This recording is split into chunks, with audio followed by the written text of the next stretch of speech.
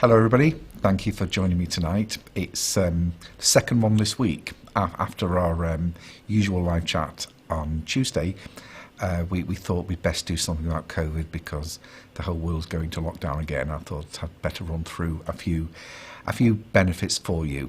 The problem I've got tonight is basically that there's not really a lot out there. I had everything all ready, and then tonight everything's changed. So there's lots of things that we were going to be doing that the government in their great wisdom have decided to change. So bear with me because I have made a few notes, but I haven't memorised them because I'm not that sad. So I'm going to be reading the news. So I've got loads and loads of paper here to go through. But when I say there's not a lot of help out there, there is some help out there. It's just giving you a little bit of a guideline of what is available for you. Before we do kick off into that, I just want to say though that this situation we're in now, it's unprecedented and it's horrible and it's affecting us all in all walks of life. And you come to work, you get it, you go home, you get it. The kids can't go to university, the kids can't go to school. There's all sorts of problems out there, and everybody's miserable. But what we're actually seeing is something that was going to happen anyway. I've been saying this for a while, and if you've been watching our Between the Spreadsheets podcast, you'll see that the overwhelming trend is for people to adapt to the situation, and that despite what grants are available, despite what financial support you can get, do bear this in mind that the world is changing, and it was changing without COVID, and is going to continue to do so. So I'd love everybody to turn around and say, right, you know what? This is a time for us to sit back and think and get our thoughts together and get our houses in order and start looking at ways of adapting to the current climate. And I think that is so important, more important than money you get. I do know, and I'm not saying this to make people that are not doing as well feel worse about themselves, but there are things we can do, and we do have clients, and we do have colleagues, and we do have people that have adapted, and money and business is coming in. I mean, there's one friend of mine. He's a personal trainer, and you would think, how the hell does a personal trainer adapt or benefit even from COVID? Well, it's very simple. He took his classes online, and yes, he can't be in the room with you, and you've got to get your own equipment, but he's there in front of the camera talking to you and making sure you do those exercises. And you know what? I thought he'd reduce his prices but be able to teach people in more classes. But he's kept the prices the same, and he's recruiting clients. He's got a client in Canada now, and he's looking at all over the world. So there are ways, and if you do want to talk about how you can adapt your business to be online, then obviously my team, we're here for you. We're always here for you. So I'm just gonna park and telling you to be more adaptive, and unfortunately things have got to change, and they've got to change just to make you competitive. I just want to go through a few little areas with you. Like, for instance, before we look at grants, look at loans. Look at these loans, because they are very, very good. I mean, you've got the bounce back loan at £50,000, and the reason why it's so good is because the interest rate's so good. You get the first 12 months for zero payment, and then you get the next 5 years at a very, very low interest rate. I think it's about 2%. It's very, very low. So if you do have existing loans, then why not sort of consolidate all those loans and use this one bounce back loan, even if you don't need it to run the business. You've got the next stage of loan, which is the Coronavirus Business Interruption Loan, or CBILS, and you've still got time to claim it. The final date is the end of November, so do go for it. I mean, from this one, the minimum is 50,000 you can borrow, and you can get up to £5 million on it. Again, APR is around 3%, so it's a lot cheaper than other loans. The other benefit is that there's no personal guarantee required, because the government guarantee this. There are some stipulations. You've got to prove a certain amount of profits. I mean, on the bounce back loan, it's you can only claim 25% of your turnover, not profits, and this one is more of a decision based on a cash flow and what it is you want to do. But it's very, very good. So don't not consider these things. I know some people have taken these on, kept them in the bank, and they figure, well, if I don't have to dip into it, then I can just give it them back before I have to start paying interest. So lending. I'm not one to encourage loans, and please don't sort of take the loan just for the sake of it. But it's there. So now, a lot of on the first wave, there seemed to be a lot of help on furlough, which meant that company directors, people working for a company on a salary got a benefit, but the self-employed people. Now, I know a lot of people think, well, I am self-employed because I'm a director of a company, but the legal status is different. If you're a director, you're not self-employed even though you own the company. So you had an advantage there. But a lot of self-employed people, they're obviously not on payroll because they're self-employed. And I think a lot missed out. But so I was telling people at the time, well, incomes, there's not a lot you can claim for. Maybe you can get some of the grants from the council for business rates and that type of thing.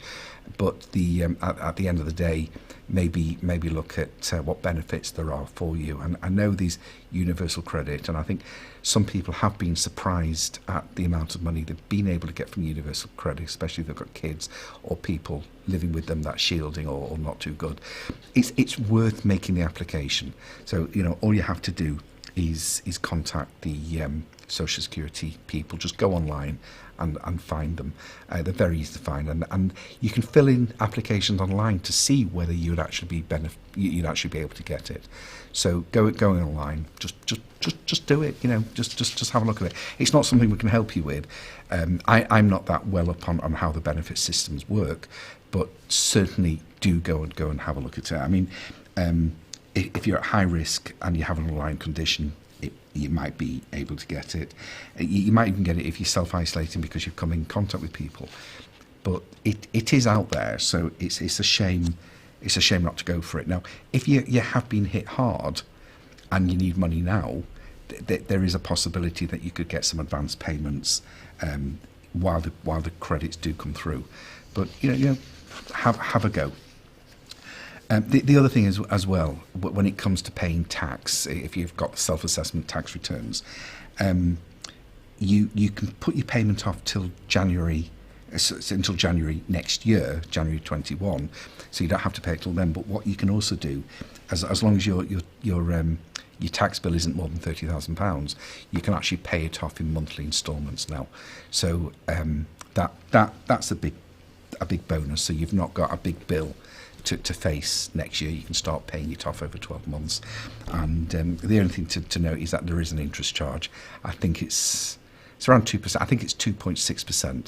So it's not a lot, but it's all about easing that cash flow and stopping you from worrying. I've got some clients that what they've done is been supplementing their income by getting part-time jobs. I know the amount of small business people that have gone out and they've got jobs with Uber Eats and Deliveroo and is it UPS and all the courier firms, Amazon, and it's not something obviously you want your career to go down that way, but if it supplements your income. It reminds me years ago with Margaret Thatcher. She made a very unpopular statement, but you can see the essence in it. She said to everybody, if you've got no work, get on your bike and cycle to somewhere where there is work. And it's a bit uncaring, that, and it didn't go down very well. And we live in a much more gentle society now than we did when we were in the 70s and 80s. But the principle is, go where the money is. Excuse me. I've been painting, and I think the paint's gone my throat. I'll just have a little drink. Now, I've got some notes here because I had it all memorised for you, but things have changed. So I'm just going to mention the income support scheme, and this is a difficult one because it keeps changing, and it will probably keep changing. Now, my area of expertise isn't in the payroll department. We have a full payroll department here, and I spoke to one of the girls before, and who heads the payroll, and she said, "What are you talking about? It's all changed. It changed an hour ago." So I've gone online, looked at it, and she sent me a load of stuff as well. But basically, we're looking at it's sort of going to replace the furlough, which ends the end of the month. So we've got to make these claims for the new job support scheme. And the way it basically works is that depending on whether you're in tier 2 or tier 3, which means if you're in total lockdown, the government just pay a flat 67% instead of the 80% that we're paying under furlough. But if you're in tier 2, it looks like anybody wanting to work will be working, or they can work 20 hours. As long as they work 20 hours a week, they qualify for this particular scheme. It was 33 hours, it's been reduced to 20 hours. The way it works is that as the employer, you will pay them obviously for the 20 hours work, but you'll also pay an additional 5% of the unworked hours. Now, it was 33% of the unworked hours, so it's actually a lot fairer system, and the government will prop that up by donating it, giving the balance of the 67% of the unworked hours. Now, they say unworked rather than the total, but it ends up being that people will still get a reasonable amount, but the maximum that they will get is £1,875 a month. Now, to be on this scheme, I think they've got to have to be in employment where the last RTI submission went in, and I think it's around the 23rd of September. So I think most people are probably covered on that, because a lot of people missed out on the furlough because they simply weren't in employment by the deadline.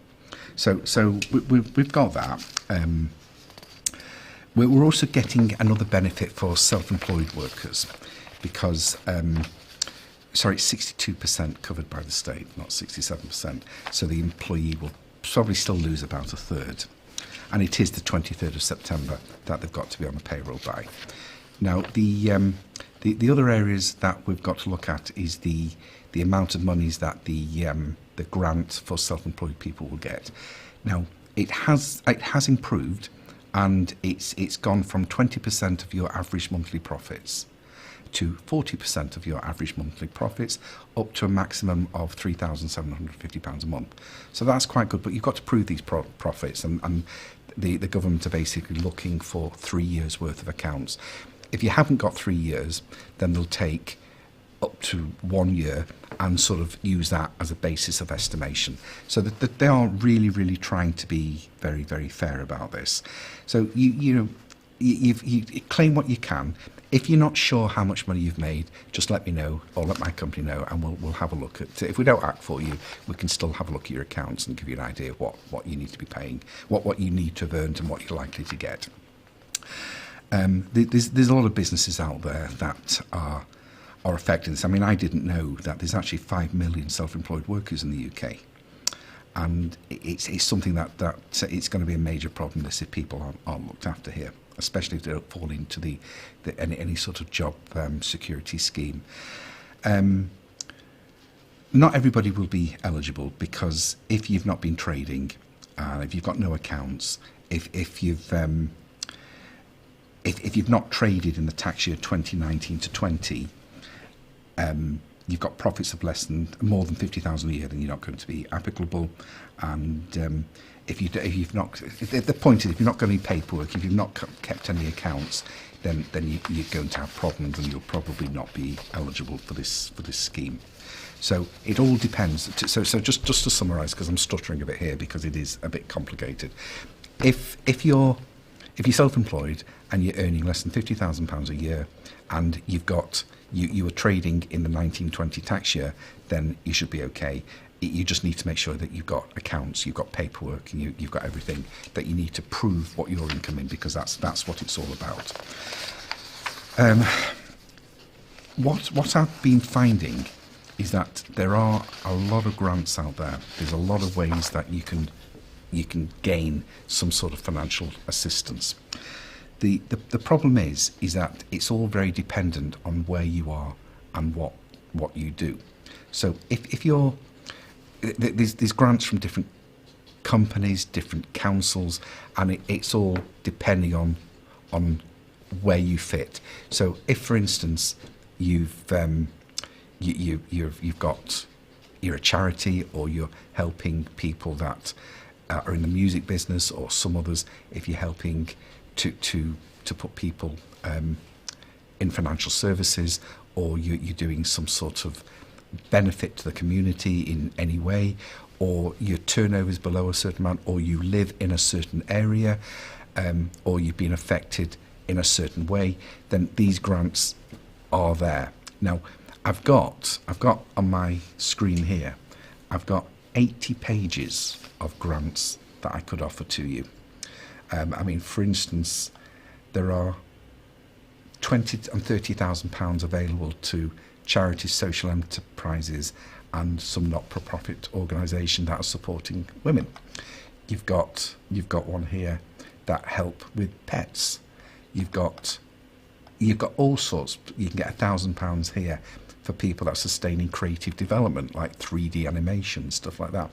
So what I've got is, on each page, I've got 3 or 4 addresses and emails to contact, and there's literally 80 pages of this stuff. So there's hundreds and hundreds of things that you can apply for, which obviously I can't sit here all night and discuss with you as much as I love to. I mean, there's people of up to 20. There's money of up to £20,000 available for people that have come out of the armed forces into business. So what I'm going to do is, if you would like a copy of this document I put together, just contact me at stephen@accountsdirect.biz, and I'll simply email it to you, and you can decide whether there's anything there for you. I didn't realise until I was looking through it before that there is so much available for people. So do bear that in mind. If you've got any problems, I've deliberately not taken questions tonight because it's so confusing at the moment what is available. All I can say is that our payroll people will be dealing with what's left of furlough, and we'll be looking at the job support schemes, and we'll automatically do things for you like this. Incidentally, something that I do want you to know, if you're going for the self-employed grants, the government will more likely than not contact you if you're eligible for this. You just need to supply the information and your bank account. Now that means that you're going to be opening up to lots of scams. There's lots and lots of people that are going to try it on, but the HMRC won't contact you in a spammy way. You'll know it's them, and if you do get a link, because that's what you'll get a link to their site, so you'll see it's HMRC. But if you are unsure who you're dealing with, before you give out any bank details, you're welcome to contact me, and I'll have a look at it for you. I mean, do you know, the other day we got a phone call. I got a phone call telling me that I was under investigation by some Department of Inland Revenue, HMRC, sorry, I'd never heard of, and that if I didn't give my bank details straight away, I was going to be arrested. Now, I know to recognise these things, but HMRC will not contact you like that. No government agency will contact you like that. So if you get anything that scares you, or anything that doesn't sound right, or anything that looks a bit off, it might just be a spam. But HMRC will contact you about the self-employed schemes and the furlough schemes. If we don't act, sorry, I call it furlough, but it's the extension of the furlough, then it's the next idea. If you've got any issues with that, do contact my payroll department. But if you're already a client, we'll automatically be claiming. All you have to do is tell us who is on the reduced hours and whether you've sort of stopped trading for the time being, and we'll get everything in place for you. So this is a very brief live chat, because it's one of those subjects that there's loads to talk about, but there's not that much actual factual. This is what you claim. You've got the job retention, you've got the supports. Oh, you do have an issue that people that have been on furlough are still employed with you by February. You get £1,000 for each person. That's there. So something to look forward to if you manage to keep going. Now, there is something that I was talking about before with somebody, and they said it'd be better if we're in tier 3 than tier 2, at least in tier 3 we can close, and everybody get the government. It's all the government's problem to pay everybody. But don't think like that. Do persevere. At the end of the day, you're going to need your business running. It's the source of all the joy and all the love and money in your life. So do look to make that business work. It's better to have a working business. Come through this crisis. Go knocking on doors. I know the pub game. I know restaurants are suffering, but do anything you can. Go doing takeaways. Get involved with Deliveroo. Get involved with all these people to keep things going out. And you guys that have got shops, now's the time to start talking to people or really pushing your online infrastructure to get things delivered. Even if you've got to put them in a basket in your bike and go cycling around the local neighbourhood making deliveries. I've got my support teams in place. Join one of our support networks where we'll have a coach in each of these places that can guide you through all this and either tell you how to set up your online infrastructure, or you can do a deal with them where they'll do it for you. So please, everybody, keep safe and just keep going, because there's not a lot more we can do. Now, don't forget to jump onto YouTube and subscribe to my account so that you can get notifications of any bulletins we do or any our live shows. And for a more fun time, I'll be on with Hayden Hewitt on Trigger Warning with Graham at 10 o'clock to further discuss this COVID situation and the grants and everything but with Hayden's flavour, which is less polite than mine. So do join us on Trigger Warning. Just look it up and you'll see the 10 o'clock information. And in the meantime, I'm sorry I'm not more precise about things. Do let me know if you want this grant list, because it is very comprehensive, and I didn't really want to print out 80 pages tonight, but it's there. And I'll see you as normal on Tuesday at 7 o'clock, ready for our live chat about how we can actually do more positive things, like create an infrastructure for delivering online, for trading online. So thank you very much for joining me tonight, and I'll see you at 7 o'clock next week. Thank you.